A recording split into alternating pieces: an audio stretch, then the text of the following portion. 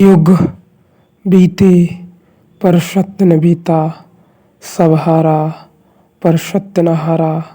यदि आपने अभी तक अंतिम अध्याय न देखा हो तो अंतिम अध्याय देखें, और यदि आप समझ सकें तो इस अध्याय को जरूर देखें। मेरे द्वारा कही गई बातें या बोली गई आप तभी समझ सकेंगे जब आप निरंतर गहरे ध्यान में होंगे, क्योंकि मैंने जो कुछ भी बोला है वह भीतर से बोला गया है। या ऐसा कहें, जो कुछ भी या जो लोग भी अपने भीतर प्रवेश करे हैं वे भीतर से जीने लगे हैं।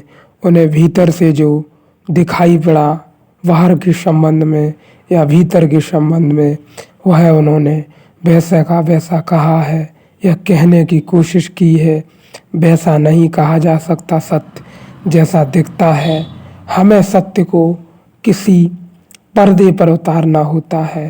प्रत्येक ज्ञानियों ने आपने किसी के संबंध में भी देखा हो, चाहे वह ओशो हों, चाहे बुद्ध हों, चाहे स्वामी विवेकानंद हों, चाहे परमहंस हों, चाहे और कोई जानने वाला व्यक्ति हो, आज के दौर में भी यह जान चुके हों जो लोग, वह सत्य को विभिन्न आयाम में बांध के या हम कहें उसका प्रक्षेपण करते हैं। सत्य जैसा है वैसा तो कहा ही नहीं जा सकता, या मैं ऐसा कहूँ वह तो अनुभव किया जा सकता है। आपने अनुभव किया हो वह किसी के साथ बांटा नहीं जा सकता। लेकिन ज्ञानियों ने कोशिश की शब्दों में उतारने की, सत्य को जरा थोड़ा ही उतर पाया, लेकिन फिर भी राहगीर को थोड़ी उसमें मदद मिल जाएगी जो उस राह पर हैं। उन्हें उस यात्रा के संबंध में थोड़ा बहुत जानने को मिल सकता है बस। तो इसलिए मैं कहता हूँ, मैंने जो कुछ भी बोला है अब तक वह अपने भीतर से बोला है, अनुभव से बोला है, जानकर बोला है। इसलिए आप तभी समझ सकेंगे मेरे ख्याल में जब आप ध्यान में होंगे, या हम कहें आप अपने भीतर प्रवेश कर चुके होंगे, या आप स्वयं खोज पर निकले होंगे। ख्याल रहे, वे जानने वाले व्यक्ति सत्य को विभिन्न कहानी कथाओं के माध्यम से, कहानी कथा और कुछ भी शब्द जो मैं उनमें जोड़ पाऊँ, ऐसे वो कहते हैं जैसे कि सत्य थोड़ा भी उतर सके उन कथा कहानियों में, उनकी सूत्री चर्चाओं में। एक कल है आने वाला, उससे आशा जगती है, वासना जगती है। जिसने अतीत के कल को छोड़ दिया है, जिसने कह दिया कि जो भी मैं अब तक था सब सपना था। ख्याल रहे, यदि आप जागेंगे तो आप ऐसे ही हो जाएंगे। बिल्कुल आपके सारे कल समाप्त हो जाएंगे। मेरा यह अनुभव है, कोई कल आपको पास आकर भी ना आ सकेगा। विदाई हो जाएंगे, क्षण भर पीछे पहुंचना आपको मुश्किल हो जाएगा जब आपके भीतर एक ही बचेगा देखने वाला कि कैसे जाया जाए। अब तो कोई माध्यम ही नहीं बचा, जो जाता था वह रहा नहीं, ना आगे न पीछे। तो ख्याल रहे, क्षण भर आगे पीछे होने का बिल्कुल भी रस न रह जाएगा। अब तक मैं था, सब सपना था, वह मुक्त हुआ अतीत से। और जिसने सब आशा छोड़ दी, जिसने कहा जो मैं हूँ वह मेरा स्वभाव है, जैसा हूँ वैसा ही होना मेरी नियति है, अन्यथा की कोई चाह नहीं। उसने भविष्य को मिटा दिया, जिसने अतीत और भविष्य को पोंछ डाला वह शाश्वत में प्रवेश कर जाता है। ख्याल रहे, आप जागेंगे। मेरा गहरे से गहरा अनुभव यही है कि आप जब तक न जाग पाएंगे, जब तक कि जो मैंने पिछले अध्याय में बोला है, या ऐसा कहें हम, जब तक हम आगे और पीछे का बोझ पीठ पर लिए धोते रहेंगे, या हमारी छाती पर आगे और पीछे का बोझ लदा रहेगा, तब तक हम सत्य में प्रवेश न कर सकेंगे। और जैसे ही ये दोनों हमारे समाप्त हो गए, हम समझें कि हम सत्य के करीब हैं, या सत्य के द्वार पर हैं, या हम परम में प्रवेश कर चुके हैं। अंत वक्तव्य कसाय निर्द्वंदश निराशा। यद्रक्ष को यागो भोगो न दुखाए न तुष्टते। उसे जो मिल जाए वह देवयोग से भाग्य से, सुख मिले तो दुख मिले तो यह समझना, यह सूत्र याद रखना, भूलना मत। तुम कहते हो जो मिलना है अपने कृत्य से, कर्म से, यह कर्म की फिलॉसफी नहीं है, यह साक्षी का दर्शन है।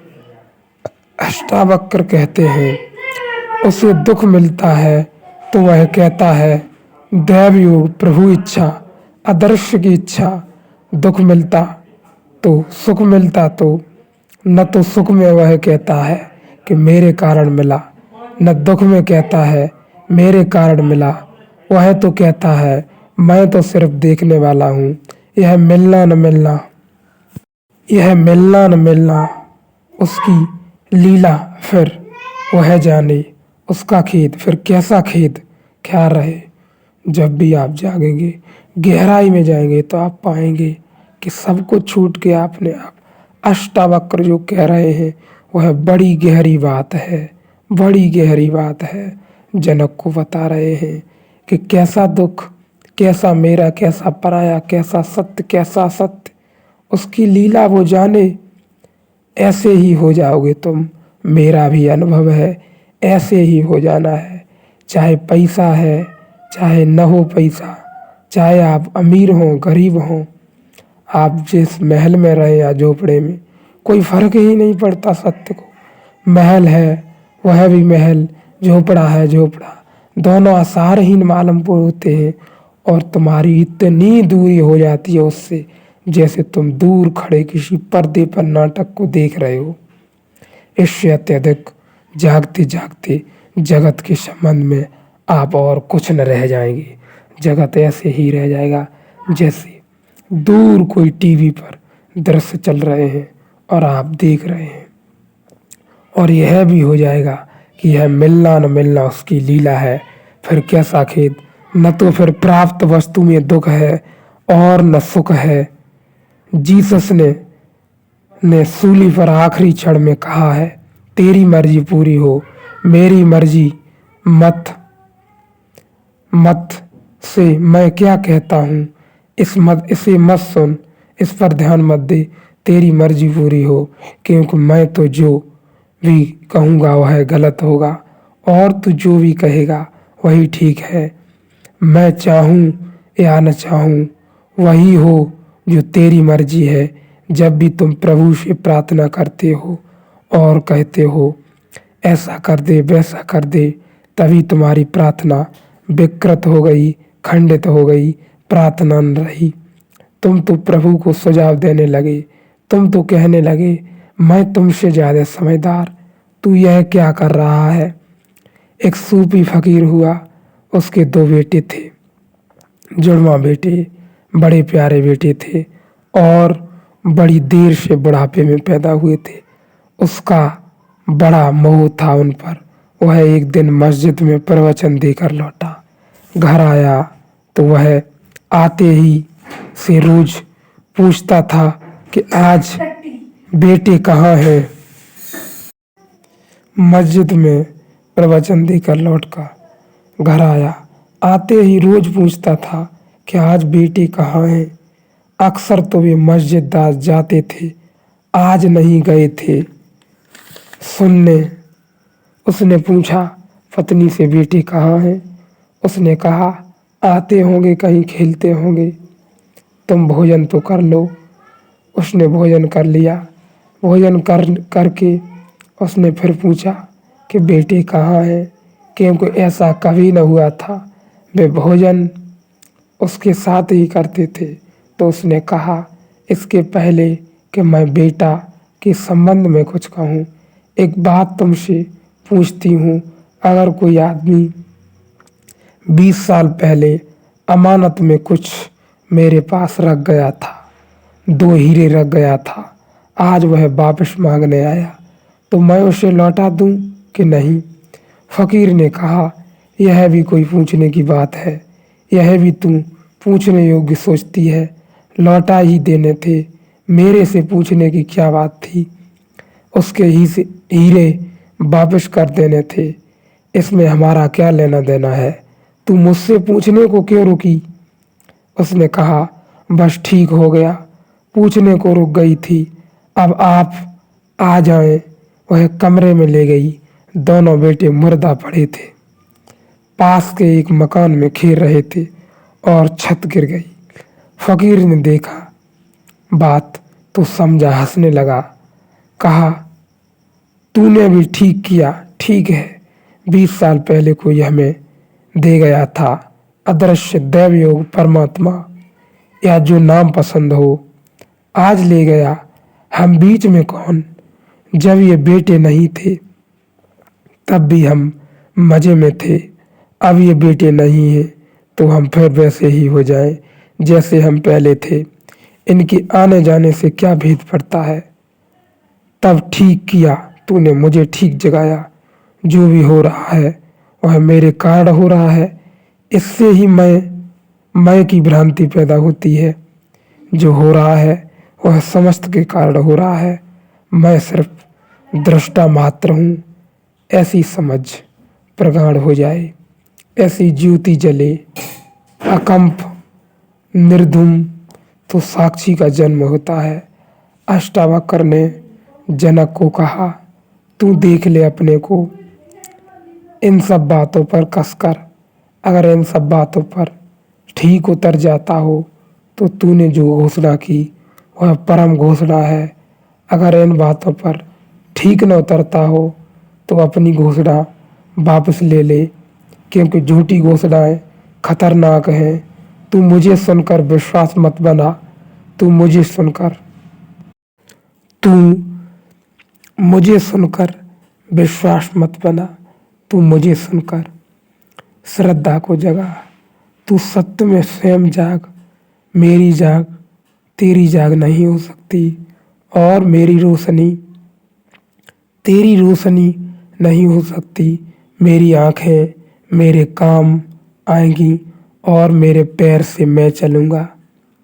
तुझे तेरे पैर चाहिए और तेरी आंखें चाहिए और तेरी रोशनी चाहिए। तू ठीक से पहचान ले, तू मुझसे प्रभावित तो नहीं हो गया है। कृष्णमूर्ति निरंतर कहते हैं, किसी से प्रभावित मत होना, वे ठीक कहते हैं। वह अष्टावक्र का ही सूत्र है, किसी से प्रभावित मत होना। जागो, अनुकरण में मत पड़ना, अनुकरण में मत पड़ जाना। अनुकरण तो सिर्फ नाटक है, अभिनय है, जीवन को उससे कुछ भी लेना देना नहीं। यही मैं तुमसे भी कहता हूँ, मुझे सुनो, लेकिन सुन लेना काफ़ी नहीं है। सुनते सुनते जागो, जो सुनो उसको पकड़ कर मत बैठ जाना। और ख्याल रहे, यह बात मैं भी कहता हूँ कि जिसे भी आप सुने, मुझे ही नहीं, जहाँ भी और एक इस जगत में अभी जो बात है, गहरी से गहरी ज्ञानियों के संबंध में, जानने वालों के संबंध में, बुद्ध, महावीर, ओशो या परमहंस या विवेकानंद, उन्होंने जो कहा लोग पकड़ के और बस बैठ गए। अगर वो आज आ जाएं और देखें तो माथा पकड़ लें और कहें कि मैंने तो यह कहा ही नहीं था, लोगों ने गलत ही समझ लिया। उन्होंने तो कहा था अपने पहुँचे हुए पूर्ण स्वरूप में केवल जानने के लिए, लेकिन लोग तो पकड़ के बैठ गए, उन पर चल न सके, उनसे मुक्त न हो सके, और वही उनकी पीठ पर भार बन गया। चाहे वह बुद्ध हो, चाहे ओशो हो, चाहे महावीर हो, और चाहे विवेकानंद हो। विवेकानंद ने जो भी कहा वह सिर्फ और सिर्फ जागने के संबंध में कहा, या हम कहें परमात्मा के संबंध में कहा, लेकिन लोगों ने उनको तरह तरह के उपयोग में लेके बैठ गए, धारणाएं बना ली, मान्यताएं बना ली। ऐसे ही मैं भी कहता हूँ, जो भी सुनो, जिस भी संबंध में सुनो, मेरे संबंध में सुनो या परमात्मा के संबंध में, या जहाँ से भी सुनो, जो भी पढ़ो, उसे तुरंत अपनी आप में रूपांतरित कर लो। बात खत्म। बोझ को मत ला दो, शब्दों को पकड़ के मत बैठे रहो, उनसे मुक्त हो जाओ। बस मेरा इतना ही कहना है, लेकिन सुन लेना काफ़ी नहीं है। सुनते सुनते जागो, जो सुनो उसको पकड़ कर मत बैठ जाना, नहीं तो पिंजरा हाथ लगेगा, पक्षी उड़ जाएगा या मर जाएगा। जो सुनो उसे जल्दी खोल लेना, गुन लेना। जो सुनो उसे जल्दी रूपांतरित करना, पचाना, नहीं तो अपच हो जाएगा। उसे पचाना, वह तुम्हारा खून बने, तुम्हारे खून में बहे, तुम्हारी मज्जा बने, तुम्हारी प्राण बने।